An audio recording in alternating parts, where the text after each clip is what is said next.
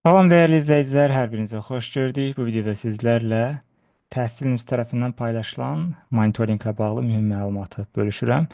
İnşallah may ayının 17-sində 4-cü siniflərin, 18 mayda isə 6-cı siniflərin monitorinq imtahanı təşkil olunacaq. Əslində ekranda bütün məlumatları görürsünüz, özünüz də videonu saxlayaraq oxuya bilərsiniz.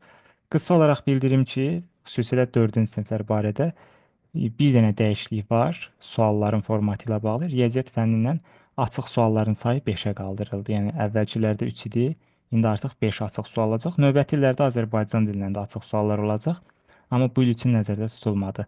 Və əlavə olaraq müddət 150 dəqiqə olacaq. Yəni 2 saat yarım həmin bu 60 sualı cavablandırmaq üçün sizə vaxt veriləcək.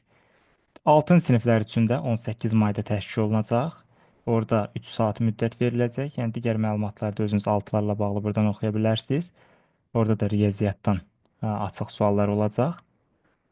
Başqa bir fərqlilik nədən ibarətdir? Bu il ilk dəfə olaraq kompüter əsaslı imtahanlar da təşkil olunacaq. Düzdür, bütün imtahanların hamısı belə olmayacaq. Sadəcə Abşeron xızı, bir də Bakışəhər Təhsil İdarəsinin tabeliyində olan məktəblərdən ümumilikdə 4 və 6-lar üzrə təxminən 10 min şagirdin kompüter əsaslı imtahan verməsi nəzərdə tutulur.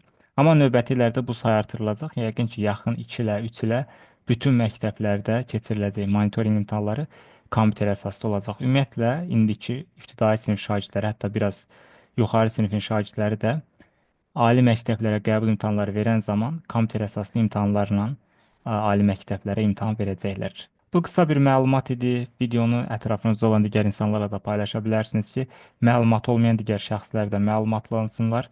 Belə videonu izlədiyiniz üçün təşəkkür edirəm hər birinizə. Sağ olun. Bir sonraki videolarımızda görüşərik.